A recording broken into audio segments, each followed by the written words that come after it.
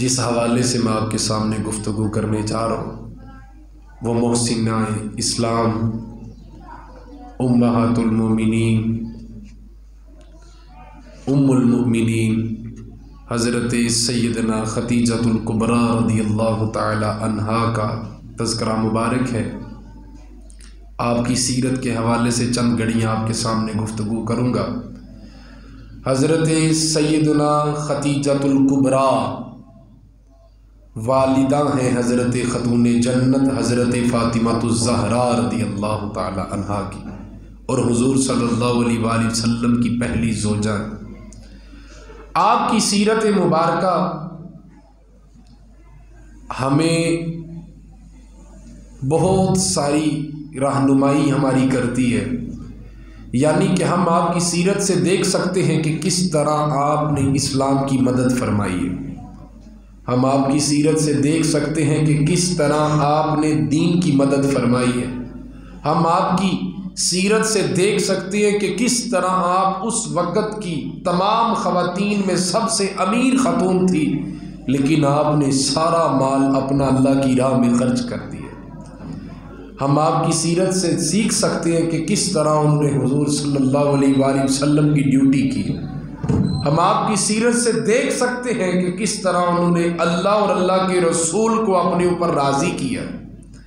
میرے عزیزو، حضرت اماں خدیجۃ الکبریٰ ہم سب کی ماں، مومنوں کی ماں، ہماری پہلی ماں حضرت اماں خدیجۃ الکبریٰ رضی اللہ تعالی عنہا 10 رمضان المبارک کو آپ کا یوم وصال ہے۔ اسی مناسبت کے حوالے سے چند گھڑیاں آپ کے سامنے گفتگو کروں گا۔ اللہ تعالیٰ نے مخلوقات کے اندر درجہ بندی کر رکھی ہے، ہر مخلوق کا الگ الگ درجہ ہے۔ اسی طرح اللہ نے 12 مہینے بنائے، 12 مہینوں کے الگ الگ درجے ہیں، لیکن باقی 11 مہینوں سے افضل جس مہینے کا درجہ ہے وہ رمضان المبارک۔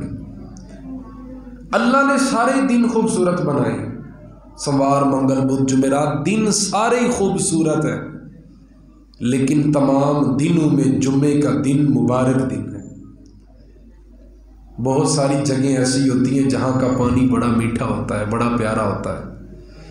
بہت ساری ایسے گاؤں دیہات ہوتے ہیں، علاقے قصبے ہوتے ہیں، کنویں ہوتے ہیں جن کا پانی بڑا میٹھا، بڑا مفید ہوتا ہے، لیکن ان سب پانیوں سے پانیوں کا جو سردار ہے آب زمزم، اس کی کیا ہی بات ہے۔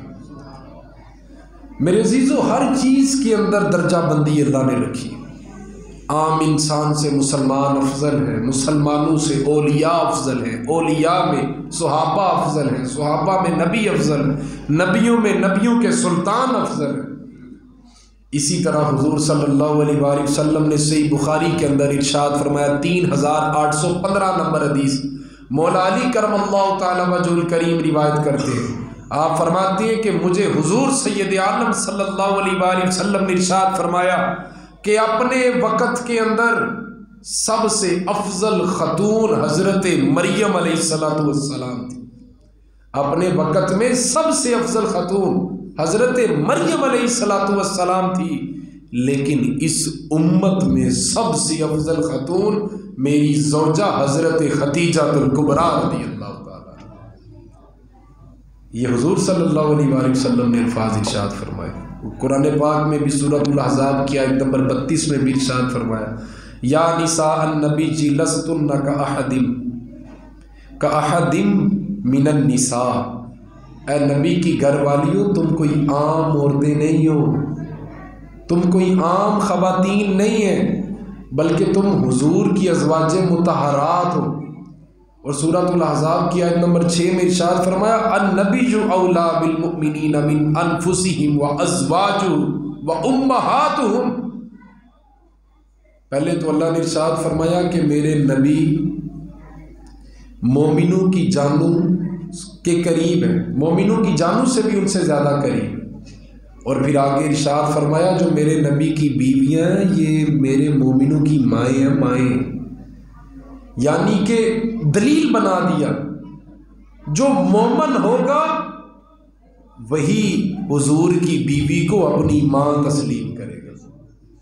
یہ ہماری مائیں ہیں، مائیں، اور مومن ہی حضور کی بیوی کو ایک ماں کی نظر سے دیکھے گا، اور جو بھی حضور کی ساری ازواج مطہرات میں کسی ایک کو بھی ماں نہ مانے تو وہ قرآن کی حیثیت سے مسلمان نہیں۔ فرمایا کہ مومن ہی وہ ہے جو حضور کی بیویوں کو اپنی ماں مان لے۔ حضرت خدیجہ الکبریٰ رضی اللہ تعالی عنہا، آپ اپنے وقت کی سب سے رئیس خاتون، ملکہ خاتون، آپ کا ایک نام، ایک مقام، ایک درجہ، ایک عزت اللہ نے عطا کر رکھی تھی، اور مفسرین تو لکھتے ہیں کہ اللہ نے ان کو یہ سب کچھ اس لیے عطا کر رکھا تھا کیونکہ اللہ نے ان کو اپنے عزت والے محبوب کی بیوی بنانا تھا۔ سبحان اللہ۔ یعنی کہ اللہ نے عزت بھی، مقام بھی، عہدہ بھی، دولت بھی، سب کچھ اللہ نے عطا کر رکھا۔ حضور کی شادی سے پہلے حضرت خدیجہ الکبریٰ کی پہلے 2 شادیاں ہو چکی تھی، لیکن دونوں خاوند انتقال کر چکے تھے۔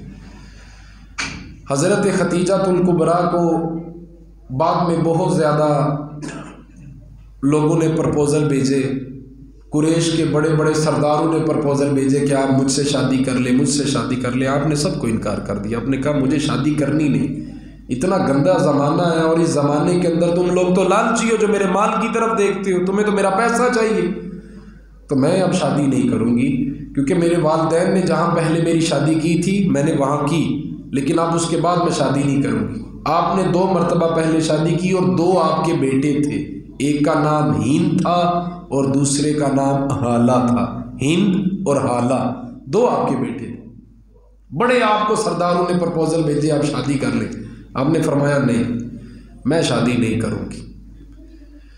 حضرت اماں خدیجہ الکبریٰ مومنوں کی پہلی ماں، عزت والی ماں، رتبے والی، مقام والی ماں، آپ کی سیرت طیبہ اتنی خوبصورت ہے کہ زمانہ جاہلیت میں جب وہ آپ صلی اللہ علیہ وآلہ وسلم کو جانتی بھی نہیں تھی، پہچانتی بھی نہیں تھی، سنا بھی نہیں تھا حضور کے بارے میں، آپ کی 2 شادیاں ہو چکی تھی، وقت کی رئیسہ خاتون ہے، پورا عرب خدیجہ کا نام جانتا ہے، لیکن آپ کی زندگی اتنی خوبصورت تھی کہ آپ ابھی تک اسلام نہیں آیا، ابھی تک حضور صلی اللہ علیہ وآلہ وسلم کا تذکرہ عام بھی نہیں ہوا، اس وقت بھی آپ شرعی لحاظ کے مطابق پردے والی زندگی گزارا کرتے تھے، ابھی پردے کا حکم بھی نہیں نازل ہوا، لیکن اس سے پہلے بھی آپ کو کسی بھی غیر محرم نے نہیں دیکھا، اللہ تعالیٰ نے محفوظ رکھا ہوا تھا اپنے نبی کے لیے حضرت خدیجہ الکبریٰ کو۔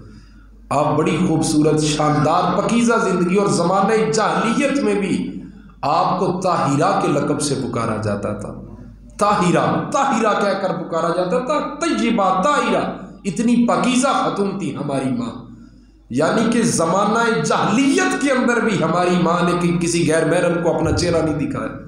اور اگر آپ کاروبار کے حوالے سے کوئی چیز طے کرتی تو آپ اپنی ایک خادمہ تھی جس کا نام نفیسہ تھا، اس کی ڈیوٹی لگاتی تھی، وہ جاتی تھی، جا کر لین دین کرتی تھی، کبھی آپ گھر سے باہر بھی نہیں نکلی، کسی غیر محرم سے کبھی آپ نے بات بھی نہیں کی، لیکن حضرت نفیسہ جو آپ کی غلام تھی بعد میں مسلمان ہو گئی۔ آپ فرماتی ہیں کہ اللہ تبارک و تعالیٰ نے حضرت خدیجہ الکبریٰ کو یہ رتبہ عطا فرمایا ہوا تھا کہ آپ کبھی بھی اپنا سامان لے کر گھر سے باہر نہیں نکلی، بلکہ کسی بندے کو کہتی تھی کہ تم میرے ساتھ پرافٹ پہ کام کر لو، آپ کی خادمہ جا کے بات طے کر لیتی تھی، مال بیچو تو اتنا منافع، مال بیچو تو اتنا منافع۔ آپ فرماتے ہیں کہ آپ فرماتی ہیں کہ کبھی ہماری والدہ باہر نہیں نکلی تھی، لیکن اللہ تبارک و تعالیٰ نے ان کے رزق میں اتنی برکت عطا فرما رکھی تھی کہ جو تاجر خود سامان بیچنے جایا کرتے تھے ان کا مال اتنا نہیں بکتا تھا جتنا گھر رہ کے ہماری ماں خدیجہ کا بکا کرتا تھا۔ حضرت خدیجہ الکبریٰ مومنوں کی پہلی ماں، جب بھی آپ کسی کے ساتھ معاملہ طے کرتی تو آپ کی ایک کنیزہ تھی جس کا نام نفیسہ تھا، وہ جا کے معاملات طے کرتی تھی کہ حضرت خدیجہ نے یوں فرمایا ہے، تم اتنے % رکھ لو، اتنے % ہمیں دے دینا، اتنے کا مال بیچ دینا۔ آپ فرماتی ہیں کہ بہت سارے لوگ ہمارے ساتھ دا بھی لگاتے تھے، فراڈ بھی کرتے تھے، لیکن اس کے باوجود اللہ رزق میں بڑی برکت فرما دیتا تھا، بڑا بڑا منافع ملتا تھا۔ حضرت خدیجہ الکبریٰ کو نا بڑے لوگوں نے پرپوزل بھیجا، دو آپ کے بیٹے تھے، ایک کا نام ہند تھا، ایک کا نام حالہ تھا۔ حضرت خدیجہ الکبریٰ کو بڑے لوگوں نے، بڑے بڑے سردار، بڑے بڑے قریش کے بڑے بڑے نامور لوگ، انہوں نے کہا کہ آپ ہم سے شادی کر لیں، ہم آپ کو اپنا سارا مال دے دیتے ہیں۔ آپ نے فرمایا مجھے تمہارے مال کی ضرورت نہیں اور اب میں نے شادی نہیں کرنی۔ لیکن ایک روز آپ نے خواب دیکھا، آپ سوتی ہیں، آپ خواب دیکھتی ہیں، آپ نے دیکھا کہ آسمان سے چاند ٹوٹا ہے اور میری گود میں آ گرا ہے، اور جب چاند میری گود میں آیا ہے میں نے اپنے ہاتھوں کو کھولا ہے، میرے ہاتھوں سے شعائیں نکلی ہیں اور پوری دنیا روشن ہو گئی۔ آپ اٹھی، آپ کو وہ خواب یاد تھا، آپ نے ایک راہب کو خط لکھا، کہا کہ میں نے اس طرح دیکھا ہے کہ میری گود میں چاند آ نکلا ہے اور میرے ہاتھوں سے روشنی نکلی ہیں۔ آپ سیرت کی کتابیں اٹھا کر دیکھیں، لکھا ہوگا شعائیں نکلی، پوری دنیا روشن ہو گئی۔ تو اس راہب نے کہا کہ کوئی ایسا آنے والا ہے جو آپ کی برکت سے آپ کے ساتھ مل کے پوری دنیا کے اندر اپنا بھی اور آپ کا نام بھی روشن کرے گا۔ حضرت خدیجہ الکبریٰ نے کہا کہ وہ کون ہے؟ آپ نے بڑا اس بارے میں پتہ کروایا، بڑی پریشان، بڑی اس بات پہ آپ تجسس میں تھی کہ کیا ہونے والا ہے۔ تو ایک بہت بڑا عالم تھا جو توریت، زبور، انجیل کا علم رکھنے والا تھا۔ حضرت خدیجہ کو بھی توریت، زبور، انجیل کا علم تھا، آپ پڑھتی تھی، آپ اس بارے میں آپ کو معلوم تھا اس علم کے بارے میں۔ تو اس نے کہا کہ جہاں تک ہمیں کوئی نشانی ملتی ہے وہ نشانی یہ ہے کہ اللہ کا آخری نبی اس دنیا میں پیدا ہو چکا ہے اور کسی بھی نسبت کے حوالے سے وہ آپ کے ساتھ جڑیں گے، وہ آپ کے ساتھ جڑیں گے۔ لیکن حضرت خدیجہ الکبریٰ کا دھیان کبھی نہیں گیا تھا، کیونکہ حضور صلی اللہ علیہ وآلہ وسلم کے بارے میں انہوں نے کبھی کچھ سنا بھی نہیں تھا۔ تو وہ زمانہ کچھ اس طرح کا برا زمانہ تھا کہ لوگ معاذ اللہ ننگے ہو کر کعبے کا طواف کرتے تھے، زندہ اونٹ کے گلے میں خنجر مار کے خون نکال کے پی لیا کرتے تھے، بدکاریاں عام تھی، بہت زیادہ بدکاریاں عام تھی۔ لیکن حضرت خدیجہ الکبریٰ نے، آپ نے یہ ذہن بنا لیا کہ کون آئے گا اس زمانہ جاہلیت کے اندر جو آ کر لوگوں کو سیدھا کرے گا، جو صادق و امین ہوگا، جو سچے دل کا امانت دار، دیانت دار ہوگا، جو نیک ہوگا، کون آئے گا اس زمانے میں؟ آپ نے اس بارے میں سوچا بھی نہیں تھا اور کبھی گمان بھی نہیں گیا تھا۔ لیکن آہستہ آہستہ لائنیں جڑنی تھی نا، اللہ تبارک و تعالیٰ نے ایک ترتیب بنائی، اللہ کی طرف سے پھر ایک لائن چلی۔ کیا لائن چلی کہ حضرت اماں خدیجہ الکبریٰ کے کانوں میں یہ آواز پڑنے لگی، آپ کی لونڈیاں، آپ کی خادمہ جو غلامیں تھیں وہ آ کر بتاتی ہیں آپ کو کہ ہم نے سنا ہے کہ عرب کے اندر ایک ایسا نوجوان ہے جس کو لوگ صادق و امین کہتے ہیں۔ وہ آ کر کہتی کہ ہم نے سنا ہے کہ اس جیسا حسین پوری کائنات نے آج تک نہیں دیکھا۔ وہ کہتی کہ ہم نے دیکھا ہے کہ وہ اپنی نظروں کو نیچا رکھتا ہے، ہم نے دیکھا ہے وہ میٹھا بولتا ہے، ہم نے دیکھا ہے کہ وہ خوبصورت چڑھتی ہوئی جوانی میں بھی بالکل پکیزہ زندگی گزار رہا۔ حضرت خدیجہ الکبریٰ کے کانوں میں آواز گلنے لگی کہ آپ کی خادمہ، آپ کی غلامیں کنیزیں آ کر بتاتی کہ ایک جوان ہے جس کا نام محمد صلی اللہ علیہ وآلہ وسلم۔ حضرت خدیجہ کو نا شوق بڑھنے لگا، آپ کا شوق بڑھنے لگا۔ آپ نے پوچھا کون ہے وہ؟ کہا وہ آپ کے رشتہ دار ہیں۔ کہا کون سے رشتہ دار؟ کہا حضرت ابو طالب ان کے بھتیجے ہیں۔ 5ویں پشت پیچھے جائے نا تو حضرت خدیجہ کا سلسلہ نسب حضور صلی اللہ علیہ وآلہ وسلم کے ساتھ مل جاتا ہے۔ حضور بھی چونکہ قریش خاندان سے تھے اور حضرت خدیجہ بھی قریش خاندان سے تھی، تو حضرت خدیجہ رضی اللہ تعالی عنہ کو شوق بڑھنے لگا۔ بڑی اچھی بات ہے کہ اتنے گندے زمانے کے اندر اللہ نے اتنا صاف ستھرا بندہ پیدا فرما دیا۔ ایک وقت آیا کہ کعبے کے اندر قحط پڑ گیا،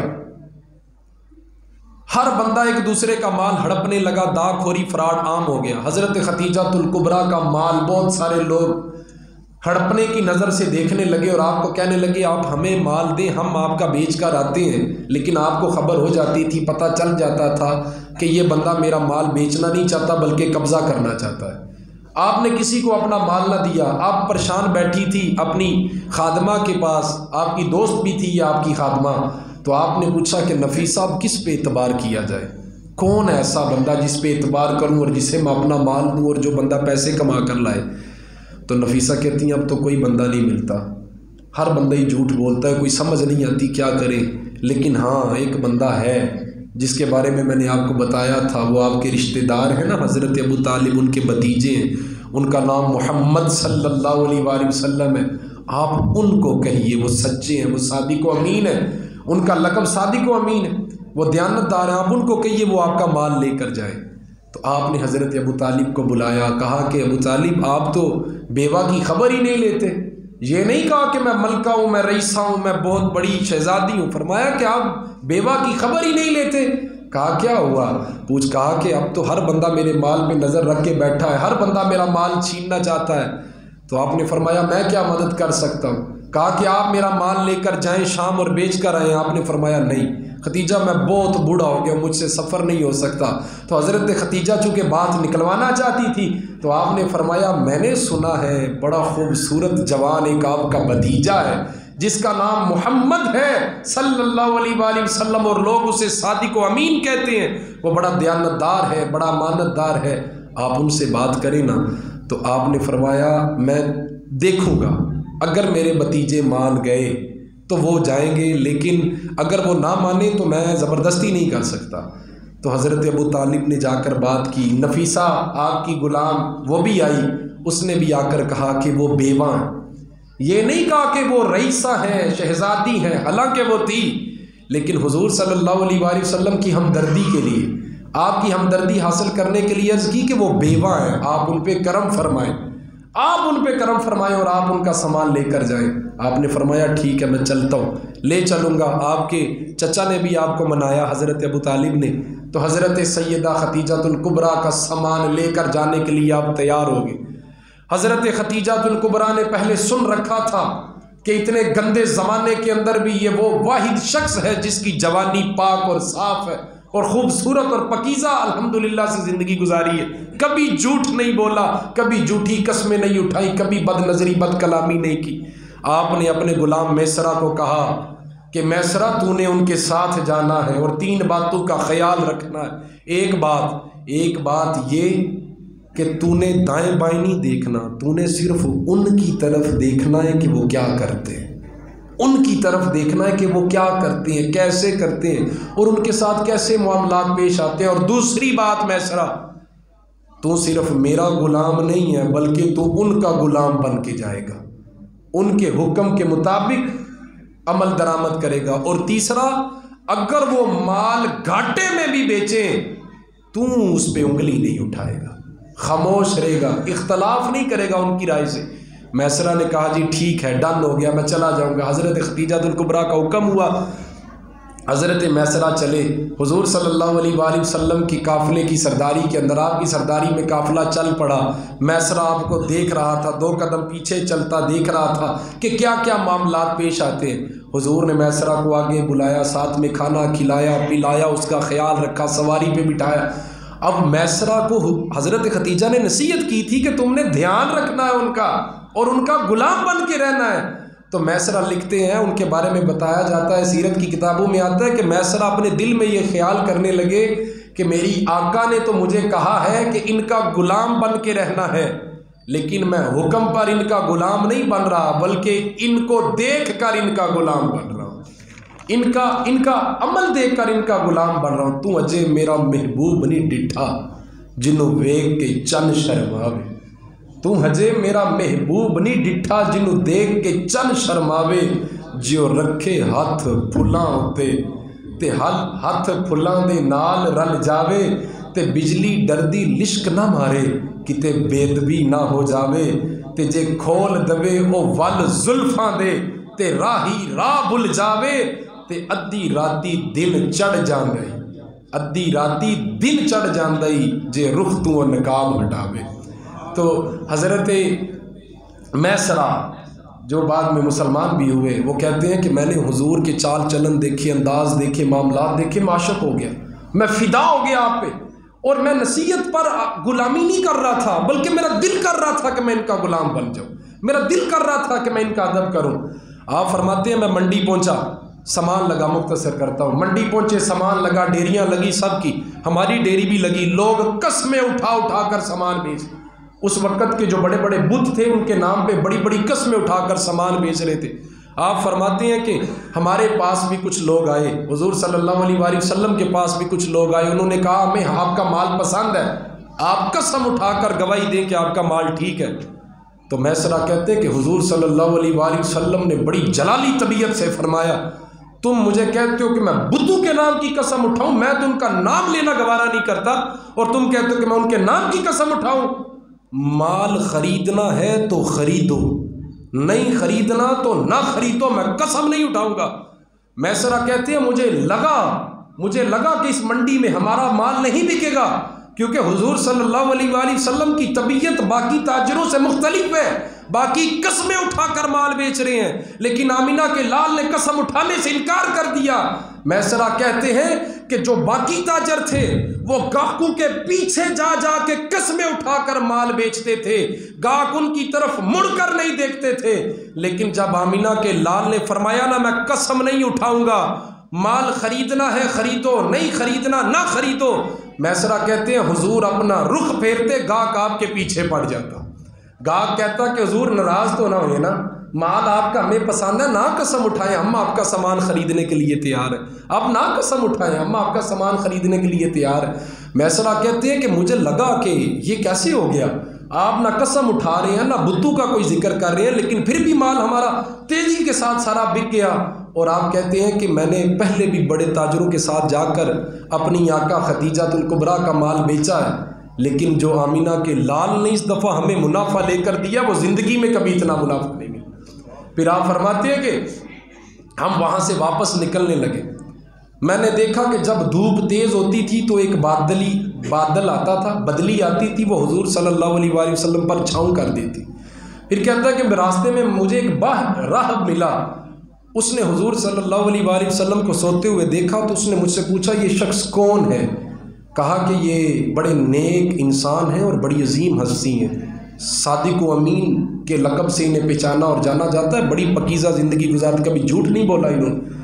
اس نے کہا مجھے پتہ ہے یہ کون ہے، میں جانتا ہوں، میں نے ان کی نشانیاں پڑھ رکھی ہیں، کاش کہ اگر یہ وہی ہیں تو میں امید کرتا ہوں، اللہ سے دعا کرتا ہوں کہ ان کے اعلان نبوت تک اللہ مجھے زندہ رکھے تاکہ میں ان پر کلمہ پڑھ کے مسلمان ہوں۔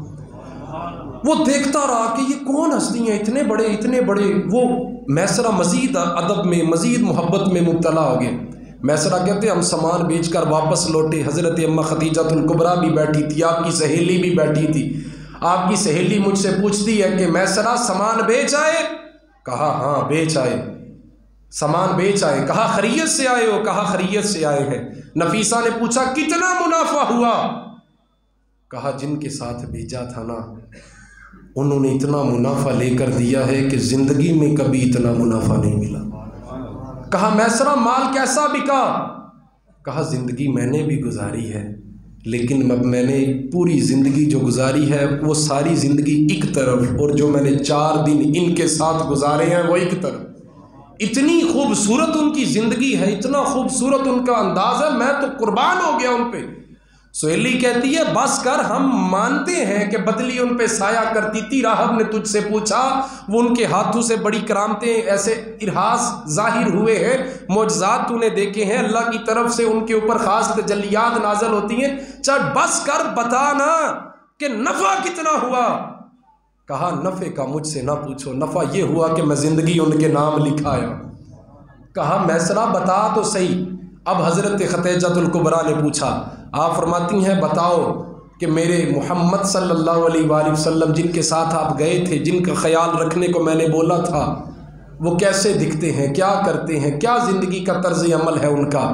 تو میسرہ بلند آواز سے بول اٹھے، کہا میری آقا آپ میرے ایک ہاتھ پر چاند لا کر رکھ دیں اور دوسرے ہاتھ پر سورج لا کر رکھ دیں، یعنی کہ آپ مجھے اتنا رتبہ بخش دیں کہ چاند اور سورج میرے ہاتھوں میں پڑے ہوں، پھر آپ مجھ سے پوچھیں نا کہ آمینہ کے لال کا حال بتاؤ، میں یہی کہوں گا کہ کائنات میں ان جیسا حسین کوئی دوسرا نہیں، کوئی دوسرا حسین نہیں ہے کائنات میں ان جیسا۔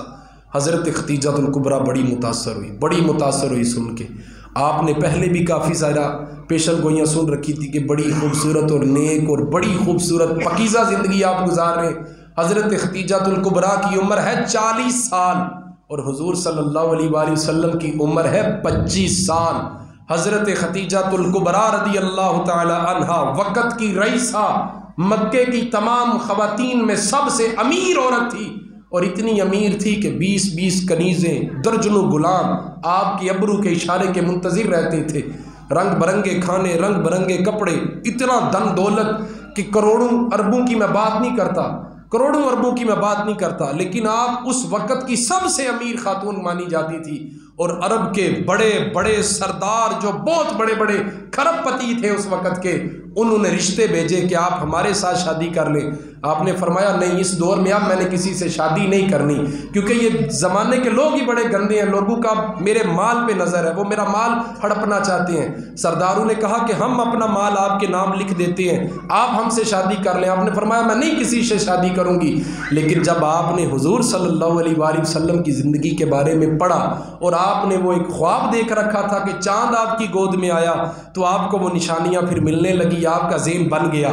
آپ نے کہا کہ میں کسی امیر زادے سے شادی نہیں کروں گی، اگر مجھے محمد صلی اللہ علیہ وآلہ وسلم نے، بہت بڑے لفظ ہے، فرمایا اگر مجھے ابو طالب کے بھتیجے نے قبول کر لیا تو میں ان کے سوا کسی اور سے نکاح نہیں کروں گی۔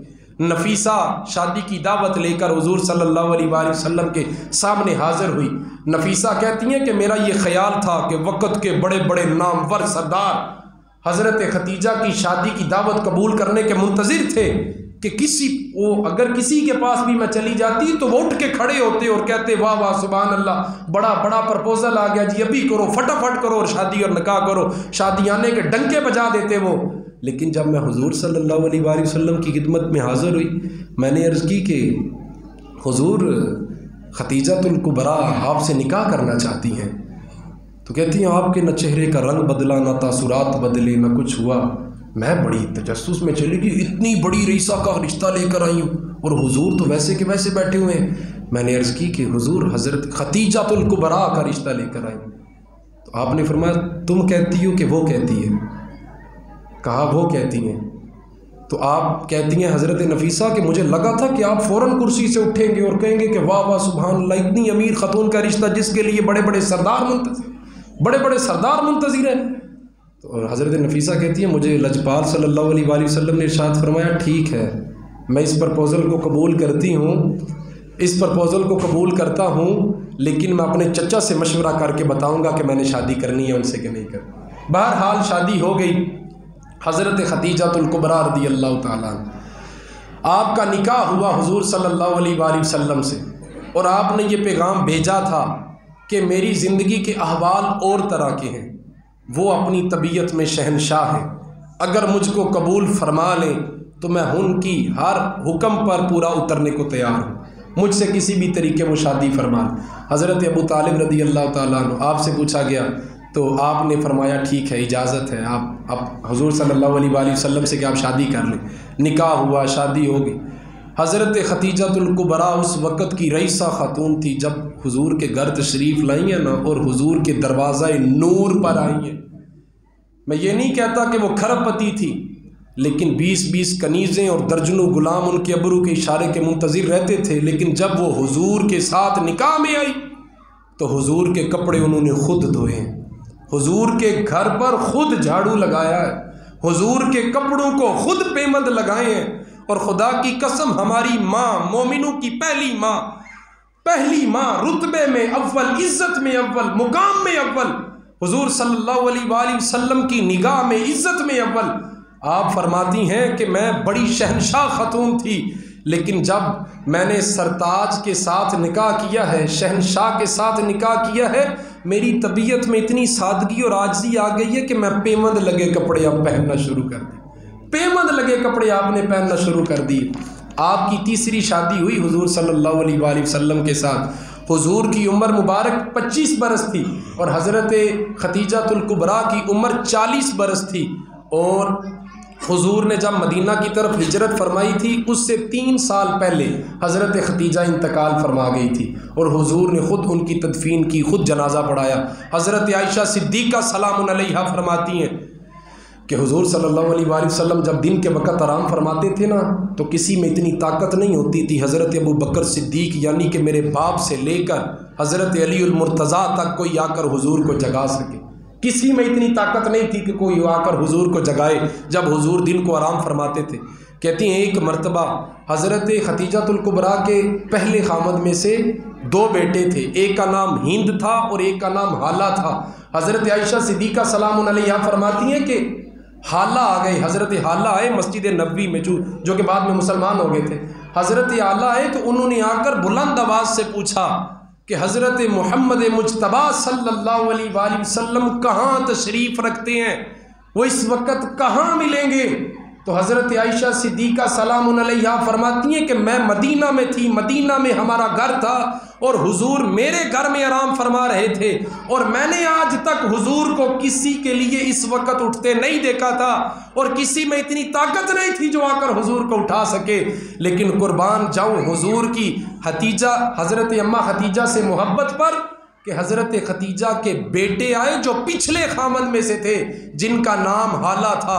حضور ان کی آواز سے اٹھے، آواز ابھی انہوں نے باہر دی ہے، حضور اپنے گھر سے اٹھے اور اٹھ کے سر پہ پرنا رکھا اور حضور تیزی کے ساتھ باہر چلنے لگے. تو حضرت عائشہ صدیقہ آپ فرماتی ہیں کہ میں نے عرض کی بڑے ادب کے ساتھ کہ حضور کہاں جا رہے ہیں؟ آپ فرماتی ہیں میں نے ایک مرتبہ پوچھا کہ کہاں جا رہے ہیں، لیکن حضور نے 3 مرتبہ مجھے ارشاد فرمایا میرا حالہ آ گیا ہے، میرا حالہ آ گیا ہے، میرا حالہ آ گیا ہے. اور آپ سیرت کی کتابیں اٹھا کر دیکھیں، حضرت حالہ کے بڑے بھائی حضرت ہند حضور صلی اللہ علیہ وآلہ وسلم کا حلیہ مبارک جو ملتا ہے سیرت کی کتابوں میں کہ حضور کی آنکھیں کس طرح کی تھیں، حضور کی ابرو کس طرح کے تھے، حضور کا قد کس طرح کا تھا، وہ حضرت ہند رضی اللہ تعالیٰ عنہ سے ملتا ہے. وہ روایت کرتے ہیں کہ یہ سب کچھ کس طرح کا تھا. اور مسلم شریف کے اندر صحیح مسلم کے اندر 6278 نمبر حدیث ہے، حضرت عائشہ صدیقہ سلام علیہا آپ فرماتی ہیں کہ حضور صلی اللہ علیہ وآلہ وسلم کی بہت ساری ازواج تھی لیکن مجھے حضور کی کسی بیوی پر رشک نہیں آیا، کسی بیوی پر رشک نہیں آیا سوائے ایک خاتون کے جن کا نام خدیجۃ الکبریٰ ہے. سوائے ان کے مجھے کسی پر رشک نہیں آیا. پوچھا کیوں؟ تو آپ فرماتی ہیں کہ حضور صلی اللہ علیہ وآلہ وسلم کی ان کے ساتھ محبت اس طرح کی تھی کہ حضور جب بھی گھر میں بکری ذبح فرماتے تو اس کا کچھ گوشت حضرت خدیجہ کی سہیلیوں کو بھیجا کرتے تھے. اور پھر آپ فرماتی ہیں کہ میں نے ایک مرتبہ پوچھ لیا کہ حضور آپ کیوں خدیجہ خدیجہ کرتے رہتے ہیں، آپ کو اللہ نے اتنی خوبصورت بیویاں عطا فرمائی ہیں. تو آپ فرماتی ہیں کہ حضور کا رنگ اس طرح سرخ ہوا جس طرح انار کا رنگ سرخ ہوتا ہے. اور حضور نے فرمایا عائشہ خدیجہ کی محبت مجھے میرے اللہ نے عطا فرمائی ہے، میری اللہ نے مجھے خدیجہ کی محبت عطا فرمائی ہے اور خدیجہ میرے مشکل وقتوں کی ساتھی ہے اور اللہ تعالیٰ نے خدیجہ سے مجھے اولاد عطا فرمائی ہے جو قیامت تک میرا نام روشن رکھے گی. تو میرے عزیزو 10 رمضان المبارک حضرت اماں خدیجۃ الکبریٰ رضی اللہ تعالی عنہا مومنوں کی پہلی ماں، حضور صلی اللہ علیہ وآلہ وسلم نے حضرت خدیجہ کے 2 سال بعد دوسرا نکاح فرمایا. جب تک حضور صلی اللہ علیہ وآلہ وسلم کے نکاح میں حضرت خدیجہ رہیں حضور صلی اللہ علیہ وآلہ وسلم نے دوسری شادی نہیں فرمائی. اور حضور صلی اللہ علیہ وآلہ وسلم کو بے پناہ محبت تھی حضرت خدیجہ سے کیونکہ حضرت خدیجہ نے اپنی شہنشاہوں والی زندگی حضور صلی اللہ علیہ وآلہ وسلم کے لیے قربان کی اور حضور کے حکم پر اپنا سارا مال اللہ کی راہ میں خرچ کر دیا. اور آپ سیرت کی کتابوں میں ملتا ہے کہ آپ نے ہر رشتے کا احترام کیا، حضور کے ہر حکم کا احترام کیا اور سادگی کے ساتھ عاجزی کے ساتھ زندگی گزاری. اور حضور صلی اللہ علیہ وآلہ وسلم نے خوشخبری دی تھی. اماں عائشہ صدیقہ اس حدیث کی راوی ہیں کہ حضور نے فرمایا تھا کہ اللہ تعالیٰ نے میری خدیجہ کو موتیوں والا ایک محل عطا فرمائے جس میں کوئی شور نہیں ہوگا، کوئی غلبہ نہیں ہوگا اور وہ اتنا خوبصورت ہے کہ پوری دنیا کے اندر اللہ نے ایسا محل کسی اور کو عطا نہیں فرمایا. تو میرے عزیزو حضرت اماں خدیجۃ الکبریٰ 10 رمضان المبارک کو آپ کا یوم وصال ہے. آپ کی سیرت کے حوالے سے چند گھڑیاں میں آپ کے سامنے گفتگو کر رہا تھا. کوشش کریں کہ حضرت خدیجۃ الکبریٰ رضی اللہ تعالی عنہا جو ہماری ماں ہے اور حضور صلی اللہ علیہ وآلہ وسلم کو بے پناہ ان سے محبت تھی اور اللہ حکم دیتا ہے مومن وہی ہے جو میرے نبی کی بیویوں کو اپنی ماں مانتا ہے. تو ہماری وہ مائیں ہیں، وہ پہلی ہماری ماں ہیں، تو ان کا ادب، ان کے نام کی بزم سجانا، یہ وہ ہستیاں ہیں جن کے نام کے عرس ہونے چاہیے، یہی وہ اصل حقدار لوگ ہیں جن کے نام کی بزمیں سجنی چاہیے، اور ان سے زندگی کی راہوں کو درست کرنے کے لیے نمونہ لینا چاہیے کہ کس طرح حضرت خدیجہ الکبریٰ نے اپنی زندگی کو چھوڑ کر حضور صلی اللہ علیہ وآلہ وسلم کے نام زندگی لگائی اور اپنا تن من دولت دین کے لیے قربان کر دیا۔ زمانہ جاہلیت میں بھی اگر آپ کی بے شک 2 مرتبہ پہلے شادی ہو چکی تھی، لیکن زمانہ جاہلیت میں بھی حضرت خدیجہ الکبریٰ کا لقب طاہرہ تھا، طاہرہ، پاکیزہ خاتون، پاک خاتون۔ جب بھی آپ کسی بندے کے ساتھ لین دین کی بات کرتی تو آپ خود نہ کرتی، کسی نے بھی آپ کو نہیں دیکھا تھا، بلکہ آپ نے اپنی ایک غلام رکھی تھی جس کا نام نفیسہ تھا، وہ آپ کی سہیلی بھی تھی، وہ جا کر لین دین طے کرتی تھی۔ لیکن اتنی خوبصورت زندگی، کیونکہ اللہ تعالیٰ نے ان کو محفوظ رکھا تھا ہر عیب سے، ہر بندے سے، ہر بری نظر سے، کیونکہ اللہ نے انہیں رسولوں کے سلطان کے نکاح میں دینا تھا۔ تو میرے عزیزو، حق نے بخشا حضرت خدیجہ کو وہ مرتبہ، حق نے بخشا حضرت خدیجہ کو وہ مرتبہ، خدمت دین کا وہ نشان بن گئیں، بن کے دلہن رسولوں کے سلطان کی، سب سے پہلی وہ خاتون اسلام بن گئی۔ زندگی ان کی آقا پہ قربان ہے۔ آگے شاعر بڑا خوبصورت شعر لکھتا ہے، وہ کہتا ہے ماں کے قدموں میں جنت ہے تو وہ کیا ہوئیں، اگر ماں کے قدموں تلے جنت ہے تو وہ کیا ہوئیں، حضرت خدیجہ کیا ہوئیں، اگر ماں کے قدموں تلے جنت ہے تو وہ کیا ہوئیں، کیونکہ وہ تو خاتون جنت کی ماں بن گئی، وہ خاتون جنت کی والدہ حضرت اماں فاطمہ الزہراء رضی اللہ تعالی عنہا، حضور کی 4 بیٹیوں میں سے سب سے لاڈلی بیٹی حضرت فاطمہ۔ آپ صلی اللہ علیہ وآلہ وسلم کی 4 بیٹیاں ہوئیں، اور 2 حضرت عثمان غنی کے نکاح میں، جن کو ذوالنورین بھی کہا جاتا ہے، اور ایک مولا علی کے نکاح میں، اور ایک اور حضور صلی اللہ علیہ وآلہ وسلم کے صحابی۔ تو میرے عزیزو، حضرت اماں خدیجہ الکبریٰ کے حوالے سے میں آپ کے سامنے چند گھڑیاں گفتگو کر رہا تھا، کوشش کر رہا تھا کہ آپ کے ذکر سے ہم اپنی روح کو غذا دیں، اور آپ کے ذکر کے ساتھ ہم اپنے قلوب و اذہان کو منور کریں، اور جس طرح انہوں نے حضور صلی اللہ علیہ وآلہ وسلم کا ادب کیا ہے، ان سے محبت کی ہے، ان پر اپنی جان مال سب کچھ نثار کیا ہے، ہم بھی اس میں سے فیض حاصل کر کے اسی طرح زندگی گزارنے کی کوشش کریں کہ اپنے گھروں کے اندر اپنی بیٹیوں کو، اپنی بیویوں کو حضرت خدیجہ الکبریٰ رضی اللہ تعالی عنہ کے حوالے سے کچھ بات ضرور بتائیں، تاکہ ان کو پتہ چلے کہ ہماری ماں کتنی عظیم خاتون تھی، کتنی بڑی خاتون تھی، کتنی دلیر خاتون تھی۔ اللہ سے دعا ہے اللہ تعالی ہماری آج کی بزم اپنی بارگاہ میں قبول فرمائے۔ ہمیشہ مدحت خیر الانام میں گزرے، دعا ہے یہ عمر درود و سلام میں گزرے، نویت سنت الاعتکاف کی نیت فرما کے سنتیں ادا فرما۔